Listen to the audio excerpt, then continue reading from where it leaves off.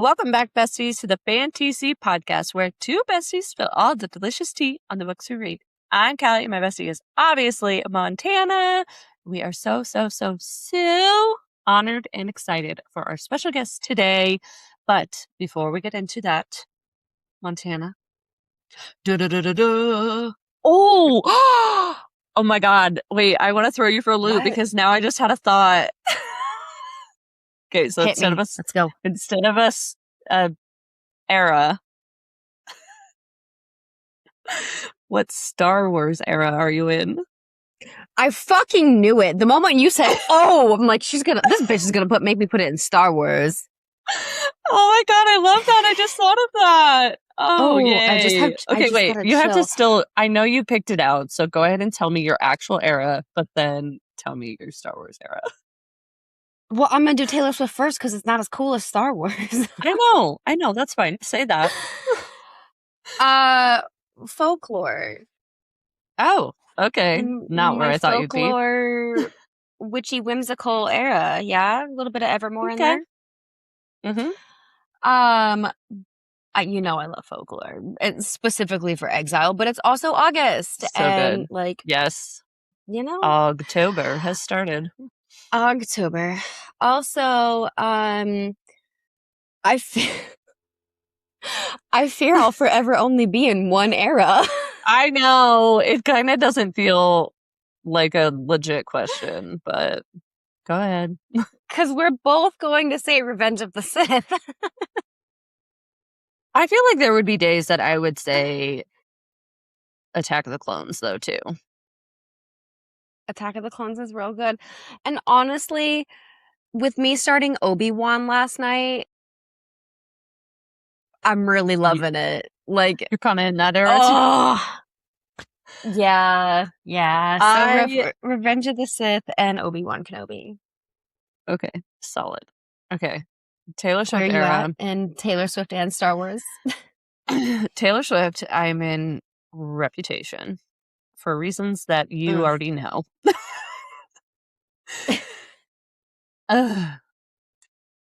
And then Star Wars, yeah, I feel like obviously always Revenge of the Sith, but then of the ones that I've watched recently, I don't know. I really liked The Force Awakens last night. That was good. That was really good. And Kylo Ren, I'm just like so intrigued by this whole, like, I can't wait to watch more and how this is going to play out because Kylo fucking Ren. It's not Vader, but Kylo Ren's still good. No, he's definitely not Vader. No. Not for that reason. But his costume is so cool. No, he's not my cup of tea by any means. But the costume, the mask, I don't know. He does have a very deep voice, like naturally, though, and it kind of freaks me out. I'm like, is that your real voice? But it's also like soft.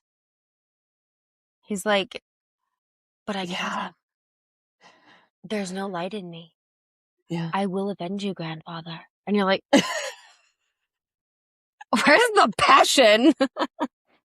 I just got so excited for our Star Wars episodes. Like so excited. This is like so far off topic of where we were supposed to be. This is a really long intro. This is a very long intro. Oh my gosh. Apologize. It's fine. It's fine. You have waited this long. Yes, we are so excited to introduce our guest to you. She is a USA Today best-selling author. We were so fortunate enough to meet her back in Kansas City at Fable. She was on our panel, so please give a nice, warm welcome to our new friend, Ava Morgyn. All right, friends, everyone welcome Ava Morgyn. Like we mentioned, we met her at Fable this last May, and we are so excited to have her. She is a USA Today best-selling author, and now one of our friends. Please welcome Ava. Yay! Hi. Thank you guys for having me.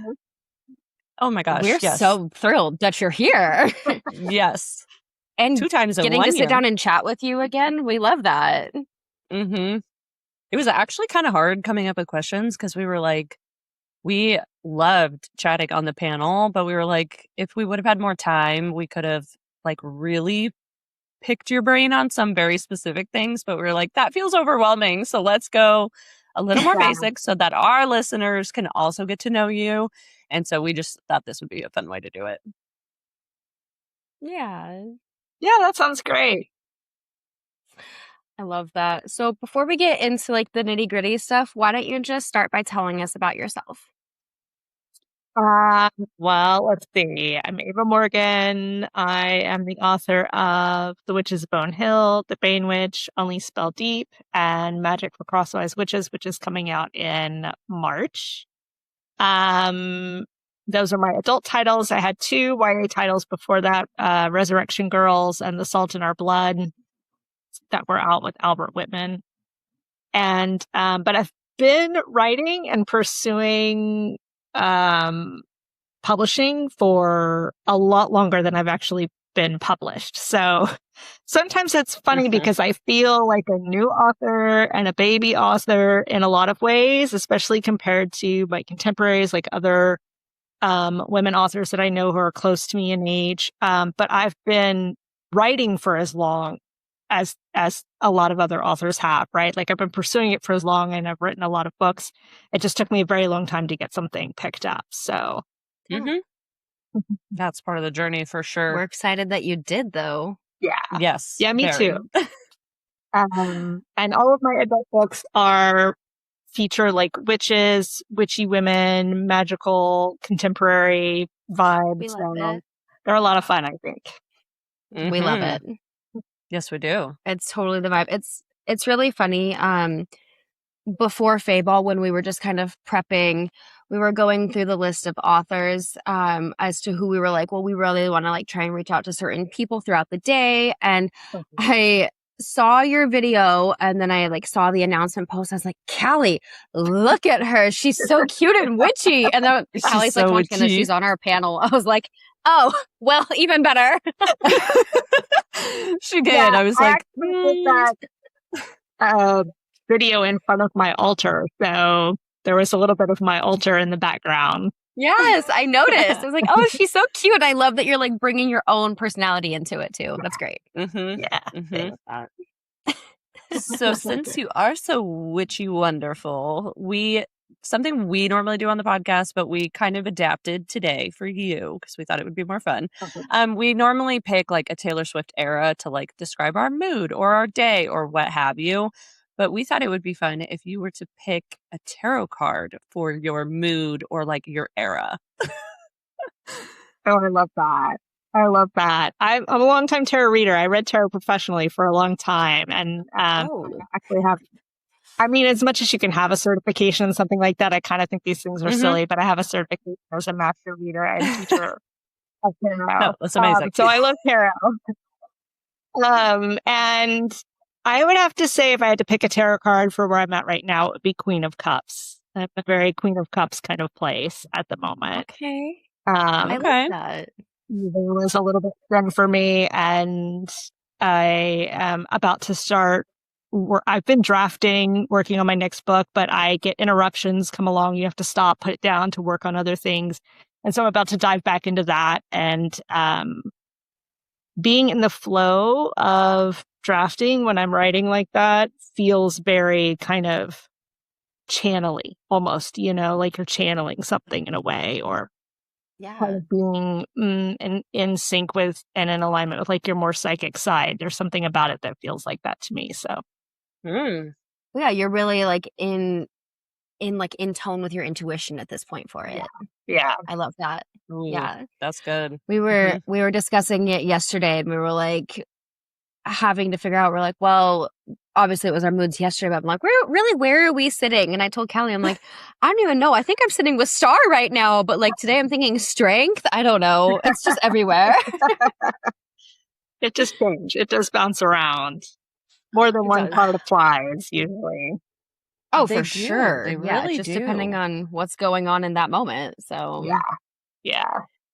Even just with today, I was like, goodness, today's thrown me for a curveball. So I'm like, you know what? We need that strength card playing in here now, please.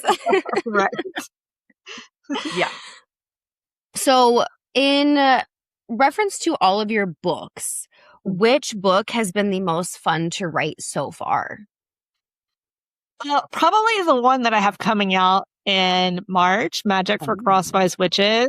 And I'm not just saying that to plug the book. It genuinely was an oddly joyful experience. I mean, my writing process, and I'm sure I'm not the only one like this, but I always have dips in the process where I like dips in confidence where I'm like, I don't know, this might be garbage. I don't know where it's going. I don't know what I'm doing. And then you kind of pull out of that at some point again and get your mojo back. And so I definitely still had some of that with that book, but it has a bit of a lighter tone than what I've been writing. And it's like the way I've said it before is it's kind of maybe the most whimsical book I've written. If you read any of my work, it might be a little hard to imagine me as like a whimsical writer or writing something whimsical. This is maybe the closest I've gotten to that. And it was just kind of there was just sort of a joyful experience to it. It was set in East Texas, Montana, you'll be familiar. So it's set on Caddo Lake. I don't know if you've visited Caddo Lake before, which is a little farther north, but so it's set on a real lake, but a fictional town because there isn't a town on Caddo Lake that quite fit what I needed. So I kind of combined a bit of Jefferson and a bit of Uncertain and Karnak and kind of made what I needed the town to be like. But it is essentially set on this real lake, which is an incredibly beautiful, amazing place. If you like nature, if you like trees and you like that kind of thing, it's a really amazing place. But it was really fun to get to be there in my head the whole time I was writing. And being from Southeast Texas, I think anybody who's kind of familiar with this side of Texas or Louisiana, we're all very like the wetlands, right? Like piney woods. That's really kind of what we're used to. That's what we know. And so I've grown up with that, and there's a lot about that landscape that I love. And so it's really fun to lean into all of those things and get to bring things that I know and love personally into the story. And then also it was just, they were really fun characters to write. It's a family of women. It centers around the youngest in the family, Truly Thorngood. And they were just a lot of fun. Like, I don't think I've ever gotten to read Southern witches in a way that I would really take to. So this was kind of my version of like what I wish Southern witchcraft was or something. You know what I mean? It was just, it was a good time. Yeah. The joys of writing, that you want to find a story to match, but guess what? You can just write it. I mean, we can't, but you can. Yeah. Exactly. But we're going to leave it to Ava because we can't do it. No, I definitely can't. Oh, I love that, though. And I think it's also super important that you're writing it the way that you want that representation, because especially like there's some type of judgment in those areas, you know, a lot of closed-minded people who think the worst when you say witchcraft or anything other than like standard everyday religion. And so I love that you are still taking that in stride, being your true self and bringing that into where you want to see it. I think that's beautiful. I mean, it's definitely a little bit of a fantasy, this book. It does deal a little bit with that kind of attitude in the town, because that is very much ingrained in some of those small towns up and down that part of the state. But because it was fictional, I got to kind of, you know, give the sort of ending and things that I wish were true. You know what I mean? Yeah. And so that was lovely. And, you know, it kind of makes me sad when I think about it, because East Texas is such a beautiful nature-wise. I mean, it's hot right now. It's summertime. It's, you know, the mosquitoes are as big as Labradors. It's a little bit much, but But ultimately, it really does have a lot of beauty to it. And it's sad that people aren't connecting to that in a magical way. To me, as somebody who really connects to nature in a very mystical kind of way. I mean, I know a lot of people enjoy the outdoors in that part of the state and they get out and they do stuff, but they're not always connecting to it on that deeper level. And to me, that's like, what a waste. What a waste. You know, you're such an incredible place. Yeah. Speaking to my soul. I'm like, 1, Midwest girly. 2, I'm a Taurus. I'm grounded by the earth. Oh, I love that. Okay, so, and this could be from any books, your YAs or any of your adult books, but who has been the most complex character? Meaning, like, while you, like, that character in particular was not necessarily, like, hard to write, it was complex, but, like, themselves are a complex character. And their layers. Layers. Wow. God, that's kind of awkward to get there. Let me think a minute. Yeah. Complex and layered. Oh, I mean, I don't know. There's kind of a couple. I think that in The Bane Witch, my main character, Piers, is coming from an incredibly wounded, victimized place. But she also has an enormous amount of strength inside of her, which was not necessarily hard to write. It was something that I enjoyed writing, but trying to impart both of those things at the same time to readers can be challenging, you know? So there was a lot of complexity in her and in writing that. She's definitely layered and she has a lot of experiences. Most of my characters come to the page with a lot of trauma already. And I could say the same of my main character, Jude, and Only Spell Deep. She comes to the story from like her very lowest point. The book really opens where she's at her lowest point and has to kind of move through confronting a lot of that past trauma while at the same time she's trying to unravel this kind of current mystery that's sort of unfolding around her. And I think trying to get both of those things across is sometimes a challenge in and of itself, you know, trying to show where your characters are vulnerable at the same time that you're trying to show where they're empowered and get them to this empowered place, you know. Almost a balance of like not almost giving like a justification or an excuse for like some behavior, but then also developing them into, well, look, they're learning or growing from this experience. Honestly, I love a layered character. The more complex, the better, especially if they have trauma. Like, I can relate. Their trauma is our trauma. Yeah, it is. I like complex characters too, and I feel like they're more true to life, right? Like people are not that simple. We can be pretty complex from one person to the next. So to me, characters that are very complicated and even a bit ambivalent or you know, morally gray. Obviously, I write to a lot of morally gray. You know that that really appeals to me. It feels true. It feels real.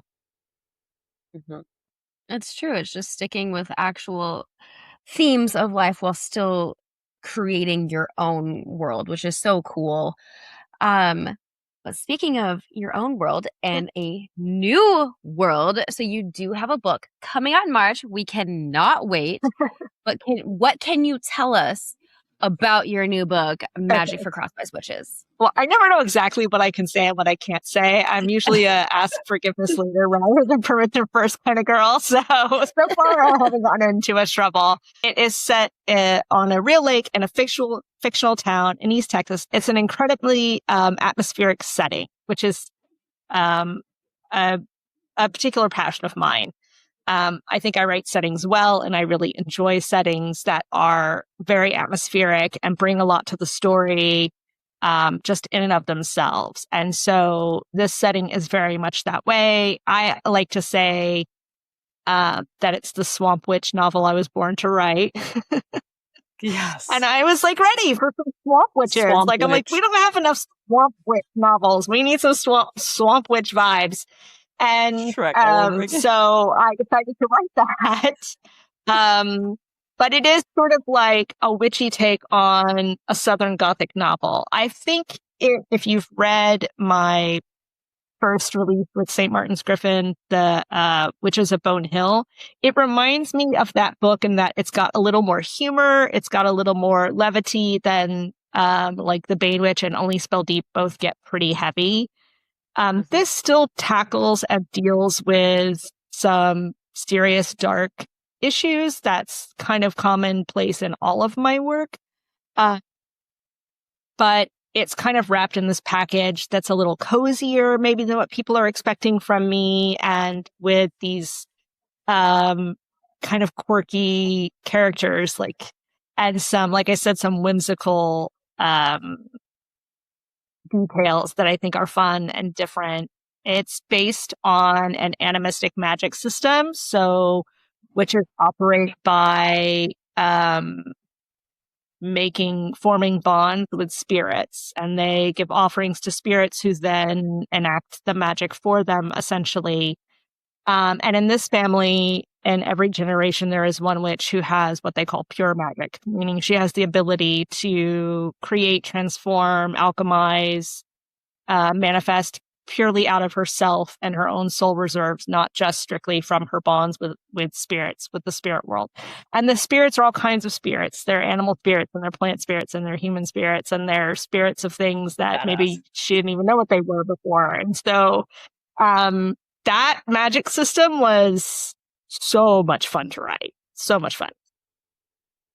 That's a good one. I was so excited. Yeah. I like have chills. I'm so excited. Oh my gosh. We love a good magical system. We love good characters. Yeah. We know you've got it down. So super excited for March now. Thank you. I know. I also just love, well, I'm veering off of this because I'm very curious now. Because your magic systems, like, now people are like adapting and doing a lot of like magical realism, but you're like strictly in like a magical realm, right? Like, this is more of fantasy, or would you say it's kind of like borderline?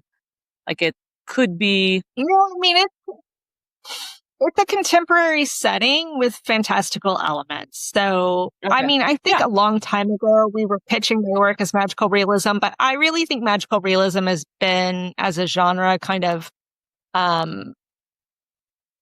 reserved explicitly for like work from Latina authors. It really is something that they've mastered. And so I don't really use that term to describe my work anymore, but it is contemporary setting, real world kind of setting with a lot of fantastical and magical elements. I have tried to pitch a full on fantasy. I have a couple of them that I'm very eager to write, but my publisher didn't go for it. So now I have world building would be insane. Yeah. I know, I'm ready. Yet. But the key word is yet. We like to manifest on the podcast, so we are manifesting that they were like, hey, this is the fantasy novel of the next year, right? Like, that's what we're doing. We're manifesting it now. Yes. Thank you. I need all the juju I can get for that. Always. We got you.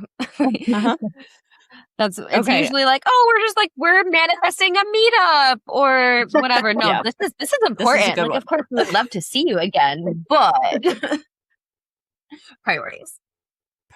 Sorry, Callie, go ahead. You're fine. On a normal day, aside from writing, obviously, what are some of your hobbies or things that you tinker with, if you will? I'm a big thrifter. I love vintage everything and antique everything. So I love going to antique malls. I love going to thrift stores and hunting for bargains. I do a little bit of reselling. I have an Etsy shop where I sell some t-shirts that go with my stuff. They're usually sayings taken from memes I made on Instagram that did well. And I'm like, I'll turn that into a t-shirt. So I sell a few t-shirts. And I I do a little bit of reselling on there because, if you are a thrifter and you enjoy the thrift store, you know that it's a pretty common experience that you see things that like maybe it's not for you or it doesn't fit you or whatever it is, but it still feels hard to leave it. You know what I mean? Yes. So I'll bring things home and list them and resell them on Etsy. So I love doing that kind of stuff. I don't want to say I'm big into nutrition, like I have any kind of real scientific training or anything, but just from a personal perspective, I've had to like alter my diet over and over and over again in order to maintain some kind of health. I'm kind of one of these people who has like a host of issues or diagnoses that Western medicine has just not been able to help me with very much. So I kind of end up having to self-manage a lot of things. Yeah. I mean, I just think that's women at this point in general. I think it is women. It's also big pharma ruining things for us. And just kind of goes back to just at the root of it, like we should probably all just go with a more holistic lifestyle. But maybe that's not this conversation. It helps. So I enjoy like cooking and looking up recipes that are for, more like a plant-based or a whole food kind of stuff. Just, and, trying to find things that are scrumptious to eat that don't make me feel like garbage. Help me stay functional. Yes. I ride my bike. And I'm not any kind of like great cyclist or anything, but it has been a really good way for me to just, The best, obviously. I do cross stitch. Of course, I love reading, and anything witchy, really. I'm down for usually anything witchy. So, yeah. I love that. We love a woman of many hobbies. I need to brag. It's true. And I need to brag about Callie real quick. So Callie, last year is when she got into sewing. And then she actually made our dresses for Fayball. Yeah, the stunning dresses that we showed up in. And so when you said cross-stitching, I was like, the fact that Callie is also like, I know cross-stitching and sewing are very different because I used to cross-stitch. But like, just like that kind of hobby area too. I was like, but like that's a connection right there. And I was like, I have to brag because she made those dresses and they were so pretty. That's awesome. That's incredible. Sitting over here for sure. Laying on my couch. I need to find a hanger for them. But thank you. It was a really big learning experience but it was so much fun. And now, I don't know, we haven't come up with the next ones, but I plan to make us more because it was a lot of fun. I'm so excited. That's awesome. I can't sew, so that's all her, but it was fun. It was worth it. New sewing machine. I did get a new sewing machine through that experience. The one I had was a little old and it did not quite agree with how thick some of this fabric was. So we upgraded and it was great. My husband's like, another new machine? I'm like, yes, buckle up. It's tight. Made life easier. It did. She busted those dresses out in like 5 weeks. It was crazy. Wow, that's amazing. I'm definitely impressed. I was shocked. I didn't even get to see mine in person until I got to her house, and I was like, oh, "You did this 2 days before the event." You're like, pray this fits. We were still sewing the night before. It's fine. Yes. Wow. Yes. Oh my gosh. She is wonderful. But I mean, if you're ever out in Arizona, there's a metaphysical shop that I've heard about that's really cool. So we could always go. Yeah. I've been wanting to check that out. It's like 30 minutes for me. But I'm like, worth it, right? Yeah, totally. Yes. Always. So on the witchy topic, what type of witch would you identify as if you have a choice? I don't know if I know quite how to answer that. I think the way I would say it is that I'm an eclectic witch. And I say that with the caveat that over time I've become more aware of practices that were truly appropriative. And I do try to limit myself to things that I feel like I have an actual blood connection to, because I wasn't raised in witchcraft by any stretch of the imagination. So I can't say I inherited, there's no hereditary craft passed down to me. This is something I've had to was called to on my own and have come to on my own. But I do try to stick to things I feel like I have a blood tie or connection to, or that maybe feels like something I can do with enough respect. But for the most part, so I would say I'm fairly eclectic in my practice. I started as Wiccan. That was what my early training in witchcraft was many, many, many moons ago.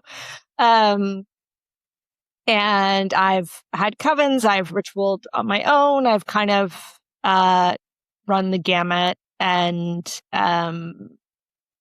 I think my practice has evolved into something that just feels deeply intimate and personal and kind of spontaneous. And, you collect things over time. I think if you practice witchcraft, it's like curating a collection of things, right? And it's spells and habits and little rituals and little things that give us these deeper connections and deeper meaning and kind of, bring structure to our life in this way that I think people are so hungry for a lot of times and don't really know how to get and feel like they have to kind of get it from somebody else. But that's one of the things I love the most about magical practice is there's no go between, right? There's no gatekeeper to your whatever your connection is. It's just you go to the source yourself, and so yeah. But I think maybe just saying that I'm eclectic as a witch is probably the best thing. Okay. I mean, I love that though. Burning a little green witchery, there's like a little bit of all kinds of stuff thrown in there. And it's funny because when we were writing out our questions, we were having this conversation. I'm like, Callie and I both went back and forth. We're like, well, we wondered what your answer was going to be. So we had kind of gone back and forth, and we both kept saying, we really feel like there's green witch in there, but I'm like, I don't know, maybe there's some kitchen in there. And like, we all have multiple personalities at this point. Yeah. So like, it's fine. I was even telling her like, I fall more like celestial, but I really like with the ocean and yeah. It's just where our happy places are, right? That's right. Exactly. Yeah. I don't think there's just a one size fits all for that. I do feel like no. I don't think so either. But I can say I'm definitely eager to I want to enter my old crone witch of the woods phase. Like I'm ready for my cottage in the forest where everybody, just kind of whispers about me, like an old cranky lady that lives in the woods. My for her. Okay, so my husband one bringing the basket to come visit. Literally, my house, like I said, is kind of the middle of nowhere in Nebraska, and the back of our backyard basically is like a creek. And so my husband had so generously said, I would love to build you like a little shed out there. And of course, Montana are like, duh, we're like, she shed, But I'm like, it'll be my little library, my little cottage library. But then I also do, so many different crafts and hobbies. So I was like, obviously that stuff can go out there too. But yeah, I'm like, yes, I am a hobbit. Please put me in the woods and I will never leave. Yeah, exactly. I think we all need it's that. True, though. Doesn't that sound so we serene? Have that collective area for all of our things, and then we never have to leave. This is my happy place. That's right. Yeah. It's so pretty back there too, in the woods. Anywho, it is very pretty back there. Yeah, I bet. It's true. So doing our research while we prepped our questions, we came across your blog for Love of Evelyn, sorry. And we were just curious on if you want to elaborate on that and what your blog is about. Yeah, I can certainly do that. For Love of Evelyn is my blog on grief and child loss. So Evelyn is my middle daughter. She passed away in 2017. She was 18 years old and she died in her sleep. It was totally unexpected. She'd had some mild symptoms. And when I say mild symptoms, like very mild, I'd taken her to the doctor a couple of months before because she was having a little bit of dizziness, a little bit of heart palpitations, and they dismissed her. They listened to her heart. They told us she was fine, that, you know, seeing a cardiologist would just kind of be a waste of our money. She had a physical for college 2 days before she died, right? So nothing was detected. So it was a completely unexpected experience. And we don't have a precedent for that in our family on either side. Like, it's hard to talk about because it's hard to impress upon people how absolutely ignorant you can be of something like that. I had no idea this was even a thing that happened that much. Like, maybe I'd heard a couple of stories in the past, but I've learned a lot more about it since then. And anyway, she her autopsy was like, they weren't able to determine her cause of death, essentially. But their assumption from the pediatric electrophysiologist team at Texas Children's Hospital, which they had a consulting doctor from on her autopsy, and then we have now since donated her DNA and our DNA for their research, is that she had a fatal arrhythmia. And at this point, she does not genetically have any of the known arrhythmic disorders. In other words, the doctor has told us she essentially suffered from something that's never been seen or diagnosed before, which is where their research is important because they're constantly trying to comb through the DNA of kids like Evelyn and try and determine where they see similar mutations in the genes and can maybe start to say maybe there's something here that we need to, you know, give a name to or whatever. But ultimately, these kind of things are really mysterious. One of my big takeaways is that we don't know nearly as much about the human heart as we thought we did, or as I thought we did. Especially when it comes to things like the rhythm of the heart, the electricity involved in the heart. We don't really understand some of that as well as I thought we understood it. And these things can be incredibly subtle and sneaky until suddenly it's just too late. The one thing that I would say to parents, if I could say anything, is please have your children's hearts evaluated, and just an ECT, right? You don't have to go through a full cardiac workup, but why we don't do that for our kids, I really don't understand. Now that I know as much about this as I know, and I've met as many parents as I've met who've lost children this way, it blows my mind that we aren't at least a couple of times in their childhood. It's 5 minutes to hook them up to one of these machines and record the rhythm of their heart. And it will not detect every case because these anomalies aren't consistent. It may not always show up. So some kids will go away from that and still have a fatal event, but it would detect some kids. It would save some kids. And I just don't understand why it's not part of a routine checkup at least a couple of times in their childhood. If not, once a year or something.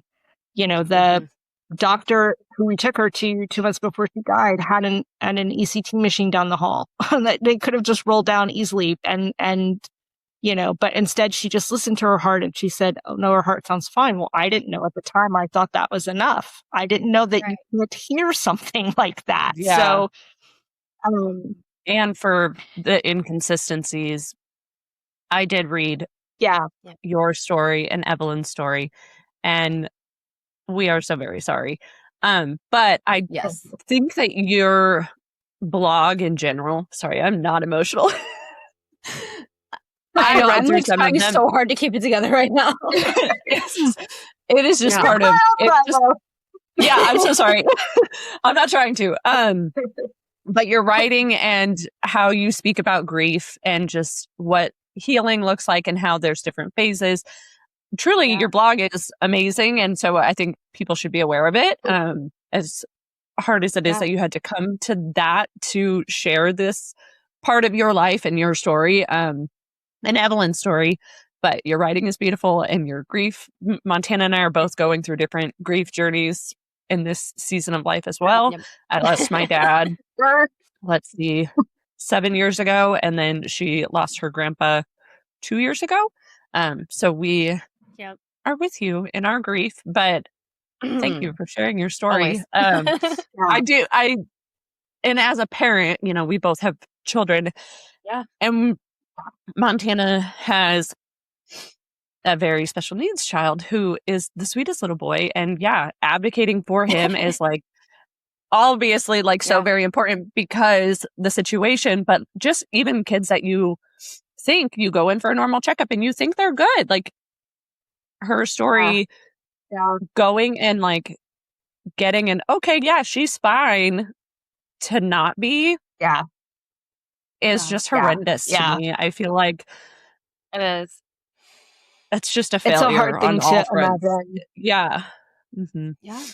It is. It truly is. But the thing that I would hear over and over again after she died from the doctors, that we still had surviving children when Evelyn died. So without knowing what had happened to her, we were panicking, trying to get our surviving children evaluated because we didn't know if they had the same thing. We didn't know really what was going on. And so the thing I heard repeatedly, because we saw a lot of doctors at that time from doctors, was, well, this is so rare.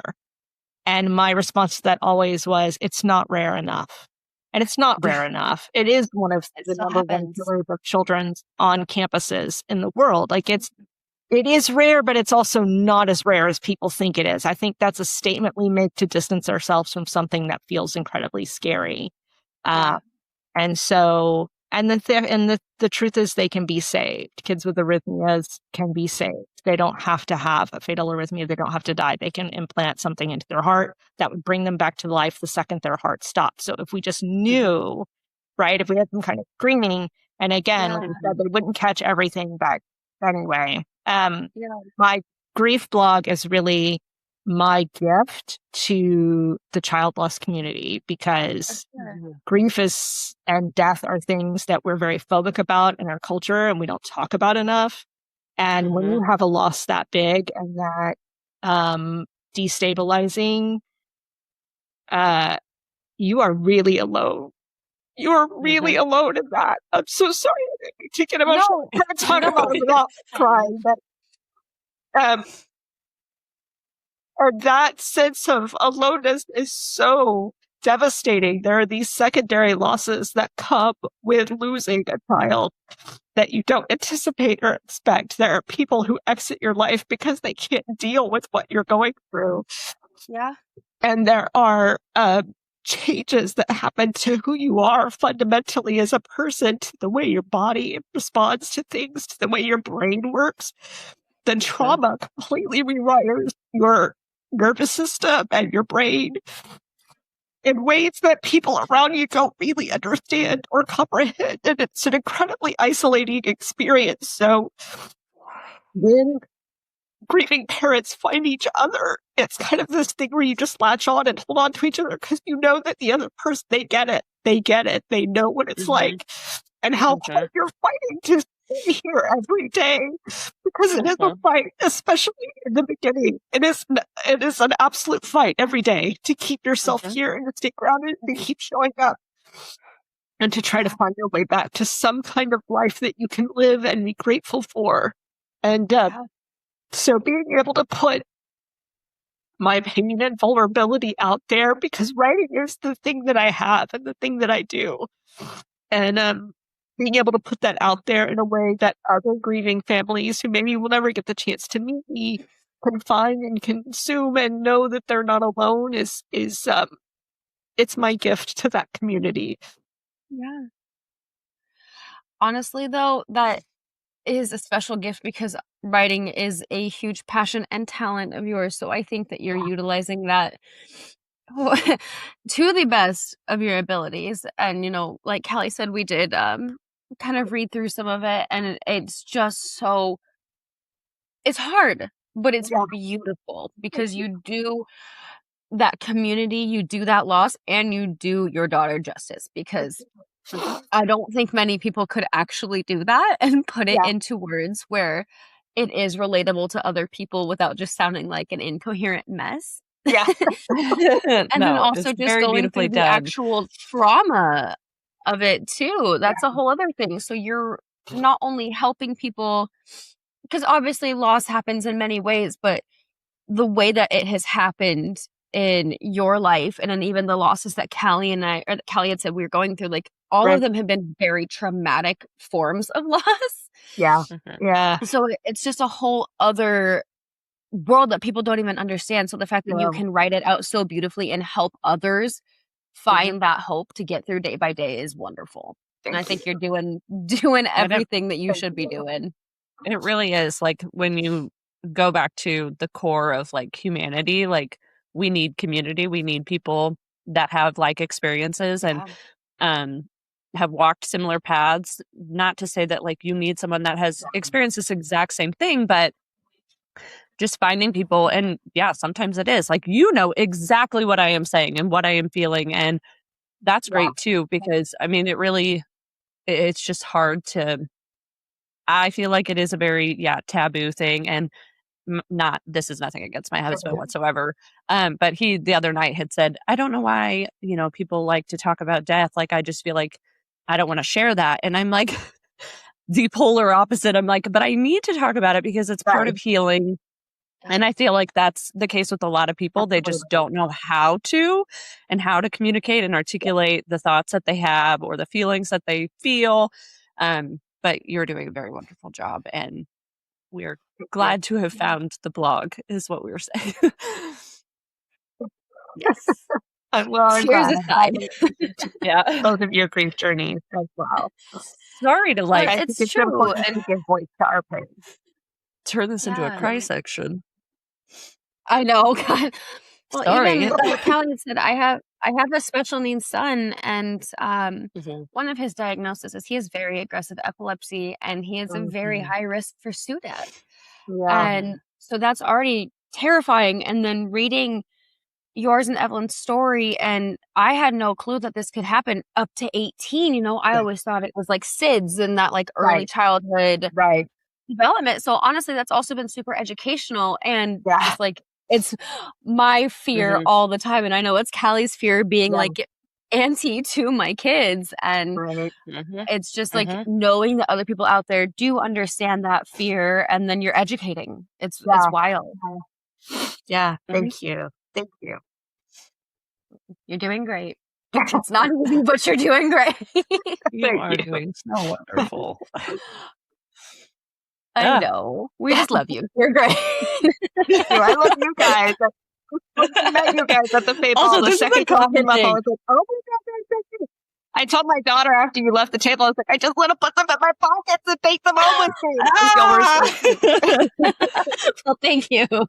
Well, anytime. That was actually our very first live panel. So it was very nerve-wracking, but we were super, super excited. And we saw our lineup, and we're so excited that we had such a good amount of authors who were just really ready to chat with us. And it was a fun beautiful. group. It was a very good experience guys, for us.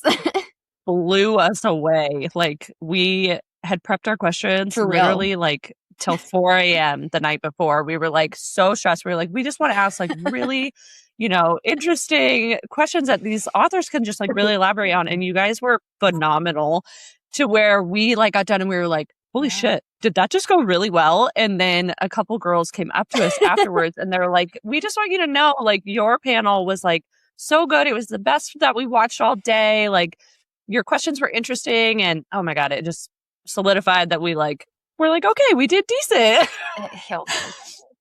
I think you did a great job. I really do. I loved your questions, and it was fun at the same time. Fun. It was so fun. I'm like, I'm going to do more That's of our that. goal. We want to have fun, but we want to pick your brains, because we're not authors. We can't write. It would be so bad. So we really want to, like, we want to read it. We want to know how it happens, because it's not coming from us. So. Oh God, no. We're created in the other way. It's fine. Callie, you can just make more beautiful ball gowns and do all of your crafts. Like, we're just not writing books. No, I can't write books. We're going to leave that to Ava. So we do actually only have one more question for you. Obviously, you said it took a while to get picked up by a publisher, but you've been writing for so long at this point. For any aspiring author that may come across this interview or your page, if you could get just something really ingrained in their brain during this process, what would it be? You have to be delusionally persistent. You have to be delusionally persistent. I think it's important for aspiring writers to come into this with their eyes wide open about the industry and what it is, and it's constantly changing. And the amount of rejection they're going to face. Not everybody will go through as much rejection as I did, but everybody's going through rejection. It's happening before you get published. It's happening after you get published. It's never a straight shot. It's never a full incline. There are ups and downs. Even once you get something published with like a big 5 publisher or whatever your goals happen to be. And I'm sure there are aspects to this that are happening on the self-published side of things as well, right? So I think it's important to come into it with your eyes open, and to know that you are playing the long game. You're not playing a short game. You're playing the long game, and you have to stick with it through all of those ups and downs. The thing that I would always come back to is, well, it'll never happen. Like, this was my dream since I was a kid. So it was like, it'll never happen if I stop. That's the one thing I know. If I stop trying, it'll definitely never happen. I may never know if it'll happen anyway, or I may never know how well I'll do or how successful I'll be or whatever. There are a lot of unknowns, but I do know for a fact that if I give up, it won't happen. And so I just have trying. I did take breaks, and I think that's fine. There are times where we get burnt out and the rejection gets to be a lot, and sometimes you have to put it down for a minute. But I always came back to it, and I think that that's who writers are. I think they're people who don't know how not to write. And that was my thing. I didn't know how to stop, and I didn't know how to put my energy into something else instead of this, or so I think true writer. Persistence is important, and you have to have a kind of delusional level of belief in yourself, because you will be mostly on your own. And then when you do have brushes with people in the industry, a lot of those are going to be rejections or no's or criticisms. And so if you don't carry that level of belief in yourself, you can't expect everybody else to do it for you. So I think those are almost more important than craft or talent. It doesn't really matter. You can be super talented, but if something you wrote is not what editors think is going to be the thing, they don't know how to pitch it, they don't know how to market it, whatever their reasoning is, then you still may not land that deal. So I think, talent and skill, work on them in the meantime, obviously, but you have to hang in there. You just have to hang in there. For as long as it takes and longer, because even once you get there, you get the deal or whatever. Like I said, there are ups and downs. It's always fluctuating. And, I think as much awareness as you can have about that is important. And in the meantime, find a way to keep your lights on, find a way to keep your lights on, find a way to keep food in the pantry or the fridge or whatever, find a way to take care of yourself. But yeah, you have to have a dogged persistence. Yeah. And I'm an incredibly stubborn individual, so it works for me. Love. So are we. It's fine. I won't tell my husband I admitted it, but yeah, same. What? I mean, I've never lost a fight. Never. So.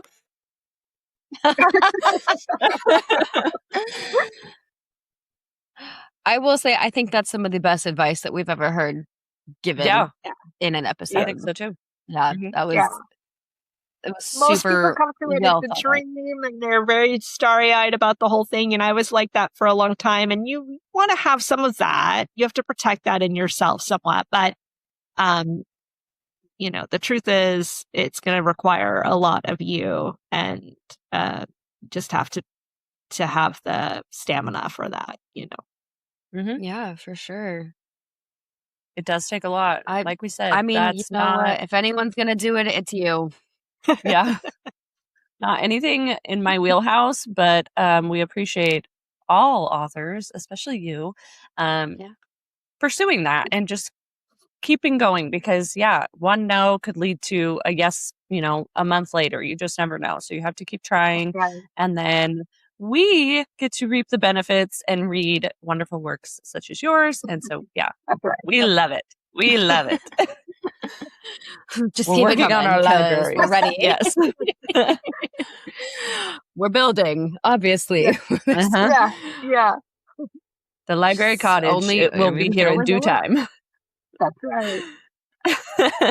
Go live our little hobbit lives. Mhm. Mhm.